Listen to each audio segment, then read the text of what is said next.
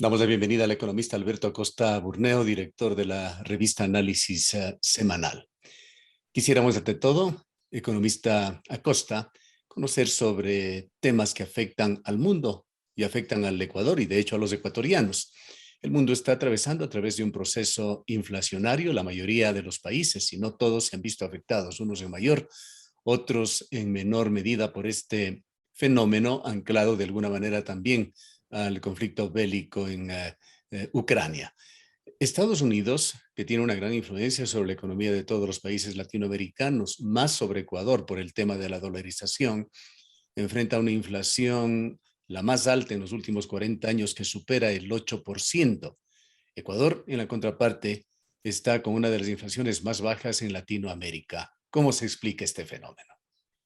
Bueno, tenemos que ver que definitivamente hay un efecto a nivel internacional de un repunte inflacionario que tiene una causa monetaria.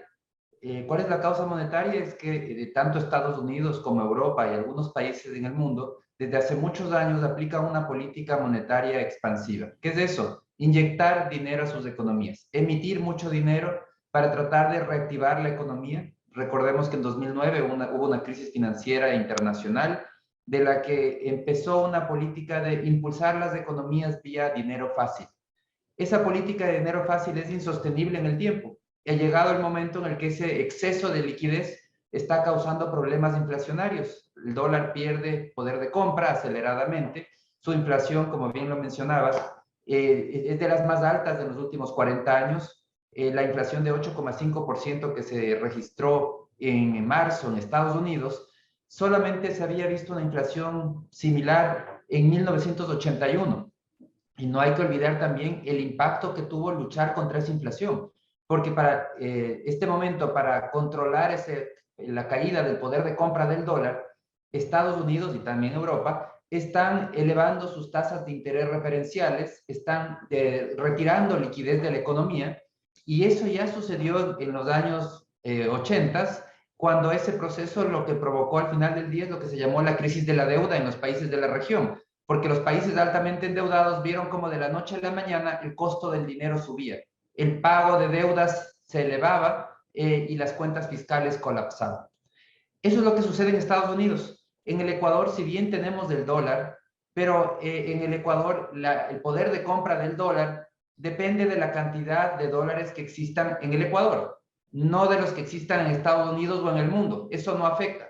Estados Unidos puede tener una inflación muy alta, como de hecho la tiene, 8,6, el dato más reciente es de abril, 8,3% es la inflación norteamericana abril, y Ecuador tiene una inflación de 2,9%, una inflación mucho más baja que la inflación norteamericana. Y esto es porque la inflación al final del día no está relacionada con que tengamos la misma moneda. Al final del día lo que importa es la cantidad de dólares que existen en la economía y la cantidad de bienes que existen. Y entonces esta relación entre los bienes y los dólares y el dinero determina el poder de compra. Entonces lo que sucede en el Ecuador, si bien tiene un impacto por el lado internacional, pero por el lado monetario propiamente depende de las condiciones locales. Entendemos, economista Acosta, también que el dólar como moneda se ha revalorizado con respecto a otras monedas en el mundo, incluso aquellas las conocidas como monedas fuertes. ¿Cómo se entiende nuevamente este fenómeno? ¿Qué efectos trae sobre Ecuador? Bueno, lo que sucede es que cuando Estados Unidos comience a elevar sus tasas de interés, produce un efecto de una especie de aspiradora, de absorbedora de capitales del mundo. Los capitales buscan ir hacia Estados Unidos para ganar esas mayores tasas de interés, y eso hace que las monedas de los países que pierden capitales también pierdan valor. Pero es un efecto, el efecto es mucho más amplio, el efecto también va hacia otros mercados. Cuando Estados Unidos, cuando la Reserva Federal comienza a retirar liquidez, retira esa abundante liquidez que en su momento fue dinero fácil que llegó al mercado de valores, el mismo mercado de valores norteamericano, al sistema financiero, a las criptomonedas, y vemos cómo ahora ese cambio en la política norteamericana está provocando caídas fuertes en esos mercados, porque se retira esa liquidez y esos mercados se desploman frente a la salida de dólares. Lo que hay que mencionar, yo quisiera mencionar aquí también es en el caso del Ecuador. ¿Por qué tenemos una inflación de 2,9%? Que si bien es una inflación baja para estándares internacionales, pero al final del día no hay que olvidar que hasta hace poco teníamos inflación negativa o una inflación muy cercana a cero. ¿Y por qué ahora la inflación comienza a repuntar desde hace algunos meses? No es algo de este mes, sino desde hace algún tiempo. Y ahí por detrás está una inflación importada. Tenemos algunos bienes importantes de consumo que han subido de precio. El aceite de palma a nivel internacional subió de precio significativamente desde el año pasado.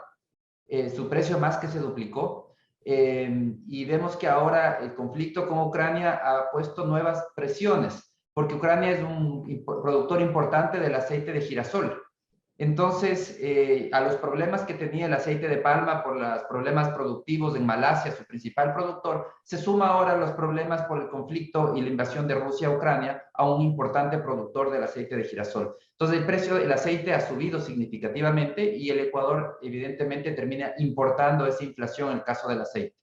En el caso del trigo también sucede algo similar. En el caso del trigo, también desde hace más de un año, su precio está subiendo significativamente, provocando también un carecimiento de todos los bienes los productos que se elaboran con trigo. Entonces hay una inflación que viene importada por ese lado, por el lado de ciertos productos específicos, pero hay otra inflación un poco más grave que viene importada por el lado de insumos importantes para la producción. Los fertilizantes. Es un tema crítico porque se tiene una afectación mucho más generalizada. Los fertilizantes han subido de precio, todos los derivados de petróleo han subido de precio, especialmente luego del conflicto de Rusia con Ucrania.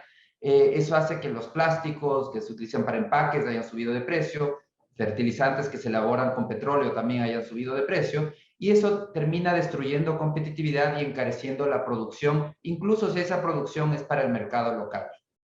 La inflación de otros países, inflación alta, más alta que la ecuatoriana, ¿beneficia a los exportadores o a la exportación de nuestros productos?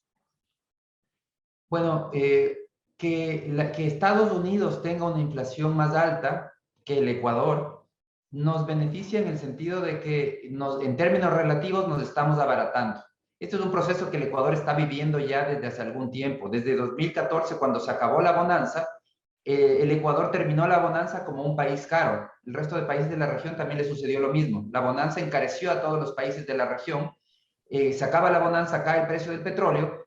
Los países como Colombia vieron cómo su moneda se depreciaba aceleradamente, es decir, perdía poder de compra, mientras que en el Ecuador, que no tenemos una moneda propia, el proceso de recuperar competitividad se dio vía lo que se conoce como la devaluación interna, que es una reducción de los precios, inflación negativa. Ese fue el mecanismo de abaratar el país. Tuvimos desde 2017, por varios años, inflación negativa.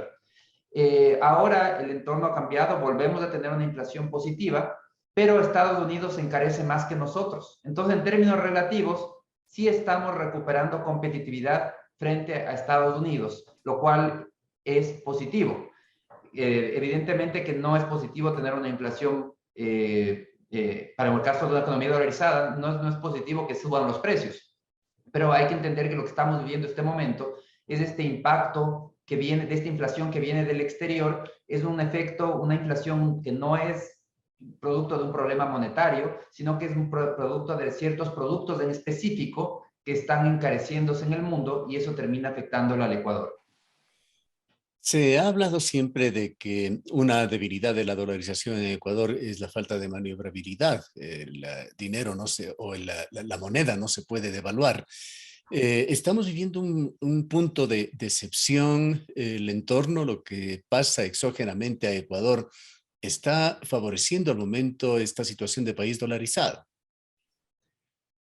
Bueno, lo que vemos, más bien yo creo que las ventajas de la dolarización y es que no, la moneda, el poder de compra del dólar en el Ecuador es bastante estable. Estamos bastante blindados frente a devaluación de la moneda que podría darse, Claro. porque hay que recordar lo que se habla como la solución que dicen muchas personas de muchos países, dicen la solución es devaluar la moneda, porque así nos volvemos Ujú. competitivos. Pero analicemos un poco más, ¿qué es devaluar la moneda? Devaluar la moneda es reducir los salarios. Entonces dicen Claro. la solución es que los salarios se reduzcan y de esa manera puedo ser más competitivo. pero esa es una competitividad falsa que no dura mucho tiempo, porque al final del día el proceso natural que viene es una presión para seguir elevando salarios para recuperar esa competitividad, capacidad de compra perdida. Entonces, la dolarización lo que nos hace es entender que la competitividad no se construye reduciendo los salarios, no se construye destruyendo poder de compra, se construye trabajando en competitividad real, en la productividad. ¿Qué tan buenos productores somos? Manteniendo costos de producción a raya. Hay que controlar. En dolarización no funciona ese juego de encarecer la economía que después, como sucede en los países con moneda propia, en donde, por ejemplo, los políticos suben aceleradamente los salarios, pero después los recortan vía inflación, porque los salarios suben 20, 30%, pero la inflación sube 50, 60%. Entonces, el resultado neto es un deterioro del poder de compra. Afortunadamente, eso ya no existe en dolarización. En dolarización, el poder de compra se mantiene y está aislado de este tipo de efectos. Pero claro, también presenta desafíos y los desafíos son, tenemos que preocuparnos por ser competitivos de manera real, de manera de la productividad y que seamos un país productivo. Y por eso es que es tan importante este momento, incluso para la reactivación económica que es tan urgente, tenemos que trabajar en construir competitividad. Ese es el único mecanismo de reactivar económicamente y generar empleo al país. Pero hay riesgos en el país de que la inflación se dispare. No hablamos cifras de 2 dígitos, quizá, a un dígito alto, siguiendo este fenómeno a nivel global. No es posible una inflación de 2 dígitos en el Ecuador, una economía dolarizada simplemente es un escenario muy complejo de que se dé. Más bien lo que vamos a ver, yo creo que de aquí en adelante lo que vamos a ver es cómo esta inflación, que va a durar por algún tiempo, no se soluciona de la noche a la mañana, pero gradualmente va a ir perdiendo impulso y se irá desacelerando gradualmente la inflación en un mediano plazo. Entonces, sí, hay muchas cosas que pueden pasar. El conflicto de Rusia con Ucrania no se ha solucionado. Todavía hay mucha incertidumbre sobre qué va a pasar con los mercados, el mercado petrolero. Todo eso está afectando y si hay interrupciones en la producción debido al conflicto o cualquier otra decisión, embargos o cualquier medida que se tome relacionada, todavía puede haber afectaciones en los precios. Pero lo más probable es que este tipo de cosas se vayan gradualmente solucionando. Los precios más elevados que hay en la actualidad funcionan como un llamado a que los productores aumenten su oferta. Va a haber un llamado para que haya más producción de aceites, de trigo. Claro, eso no se logra de la noche a la mañana. El trigo hay que sembrarlo, hay que cosecharlo, hay que procesarlo y hay que enviarlo al mercado. En el caso del aceite es aún más complejo, porque pensemos del aceite de palma, toma años que una planta pueda estar productiva. Pero ya tenemos un buen tiempo de precios altos, que eso es un llamado definitivamente a que la oferta se eleve y eventualmente a un mediano plazo estas presiones inflacionarias más bien tienen que desaparecer. Vayamos hacia las políticas del gobierno cuando está justamente cumpliéndose ya un año del gobierno de Guillermo Lasso. Uno de los principales argumentos a favor del gobierno, lo pregona el propio gobierno, es haber caminado hacia poner la casa en orden. ¿Qué significa esto? ¿Qué beneficios para el Estado? ¿Qué beneficios para los ciudadanos? Bueno, el gobierno lo explica y con toda razón menciona que lo que ha hecho es tratar de poner en orden las cuentas fiscales porque teníamos un Estado adicto al endeudamiento que vivía endeudándose agresivamente y lo que ha hecho es cambiar ese rumbo, detener ese rumbo insostenible de vivir del endeudamiento, porque todos sabemos que nadie puede vivir del endeudamiento indefinidamente, el Estado tampoco lo puede hacer. Entonces, el que gradualmente mejore el balance fiscal, se reduzca el déficit gradualmente, es una buena noticia, porque necesitamos cuentas fiscales sostenibles para generar bienestar. Lo que teníamos antes era una política del pan para hoy, hambre para mañana. Esa política simplemente destruye bienestar, destruye empleos. Ahora, sin desmerecer ese logro, porque considero que es un logro el darle ese giro a la política fiscal, es necesario entender que eso no es suficiente, que eso no garantiza la reactivación económica y que además a nivel del Estado hay mucho por hacer. Entre las cosas pendientes por hacer a nivel del Estado, yo creo que es un tema más de fondo. necesitamos ponerle al Estado al servicio de los ciudadanos.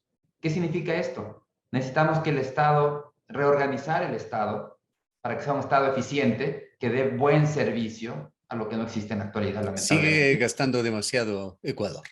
Gasta demasiado y sobre todo en lo que no debe. Y en lo que sí debe gasta muy poco y gasta mal. La característica general es que gasta mal. Entonces hay que reorganizar el Estado para que sea eficiente. Hay que priorizar gastos, es decir, que los recursos vayan a lo que importa: salud, educación, seguridad. Y cuando digo seguridad, incluyo justicia. Es decir, esos reclamos de que se invierta más en lo social son correctos, van en la línea correcta. Exactamente. Y es un tema de cantidad de recursos y de calidad. Porque mucho de lo que se invierte en la actualidad, por ejemplo, en educación, se va en gasto administrativo que no agrega valor. Eso no se transforma en una mejor educación. Entonces, es un tema integral: cantidad y calidad. Priorizar gastos significa destinar más gastos a lo importante. Pero ¿de dónde sale la plata? Sale de dejar de hacer lo que no es importante. Y eso hay que tener muy claro. Esa es la única salida, es dejar de hacer lo que no es importante para poder destinar a lo importante.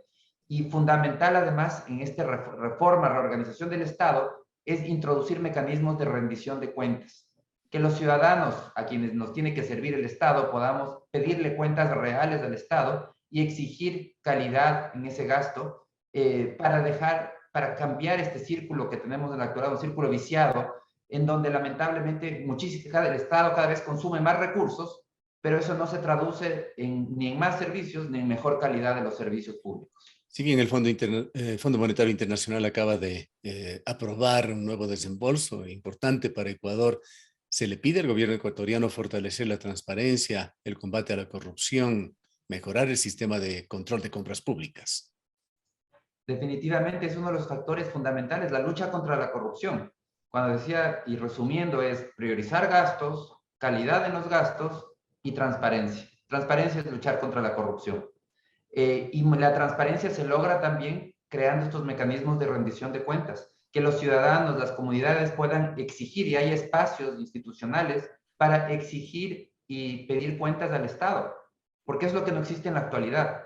El Estado está prisionero de caudillos, de grupos de poder que se benefician de importantes contratos, reciben importantes rentas del Estado, y que al final del día poco les importa servir a los ciudadanos, y además que quieren defender esas rentas. Le dicen, no, el Estado no se puede modificar, cuando lo que necesitamos es modificar el Estado de manera profunda, una reingeniería total que priorice bien los gastos en lo que realmente importa y que además exija cuentas y que sea mucho más transparente. Lo que era hasta hace poco, economista Costa, una constante en las exigencias o sugerencias del Fondo Monetario Internacional, el de retirar o disminuir el subsidio a los combustibles, ha quedado atrás. Yo creo que si le preguntamos a nivel del fondo, probablemente aceptaron que el país no lo haya hecho. Yo considero que es un error, es una decisión costosa políticamente, pero es una decisión que deberíamos los ecuatorianos seguir trabajando, porque esa es lo que ha hecho el país con los subsidios de los combustibles, es simplemente dramático. 60.000 millones de dólares para alimentar vehículos significa 60.000 millones de dólares que no se destinaron para educar a nuestros hijos. Pensemos cómo hubiese sido el país si desde los años 70, en vez de destinar ese dinero para alimentar vehículos, lo hubiese destinado para educar a la población. Definitivamente el país sería distinto. Definitivamente tampoco seríamos un país subdesarrollado, yo creo. Esos son los grandes errores históricos que se cometen en los países, y que deben ser corregidos, y tenemos que seguir luchando por eso. El subsidio a los combustibles tiene que ser exclusivamente para el transporte masivo de personas, y transporte masivo de personas son los buses, no los taxis, los buses. Son los únicos que deberían recibir un subsidio en su tarifa, nadie más, porque de esa manera se garantiza que las personas más vulnerables de menores ingresos no se ven afectados por el incremento del precio del combustible. Habrá Pero que el que tiene un sumarle vehículo tiene el que pagar el precio tranvía del en mercado. Cuenca y el metro en Quito también, que merecerían Exactamente, eso subsidio. es transporte público de personas, digamos, buses, metros, Transporte masivo. tranvías, cualquier sistema que habría que definirlo adecuadamente, más de 20 personas juntas en un mismo transporte, o ver cuál es el estándar, pero al final del día es donde van muchas personas juntas. Ese es el único. Finalmente, economista Costa, un balance sucinto, una calificación, si cabe, de este primer año del gobierno de Lasso? Yo creo que entre los logros y la buena noticia es se está poniendo en orden las cuentas fiscales, es necesario, fundamental, alguien tenía que hacerlo. Entre los desafíos que son muy grandes es reactivar la economía. Y para reactivar la economía hay que trabajar, y no hay tiempo que perder, debió haberse hecho desde el primer día, lamentablemente no se hizo, trabajar en construir competitividad. Hay muchísimo por hacer en construir competitividad, hay que seguir. Pero ¿cómo lo califica? A lo hecho. Lo hecho yo creo que es positivo. En cuanto a mejora fiscal, me parece que está muy bien, pero me parece que hay que trabajar todavía en los temas de fondo y esos son los desafíos. En el tema fiscal también falta esa reforma, esa reorganización de la que hablábamos hace un momento y por el lado del sector productivo falta trabajar competitividad. La economía hay que reactivarla y creo que ese es el llamado de atención que hay que hacer al gobierno, es que tiene que acelerar las reformas de fondo estructurales para que la economía se reactive. ¿Cómo? Una lucha al trámite, simplificar la vida de los emprendedores, que sea más fácil producir, seguir, insistir en la apertura de mercados para que haya más mercados para los productos ecuatorianos, internacionalizar el mercado financiero, trabajar en una legislación laboral con estándares internacionales. Es decir, todavía hay mucho que hacer para que la economía sea competitiva y solamente siendo una economía competitiva vamos a ver cómo se reactiva, cómo genera empleo, cómo genera bienestar. Gracias, economista Acosta. Muchísimas gracias.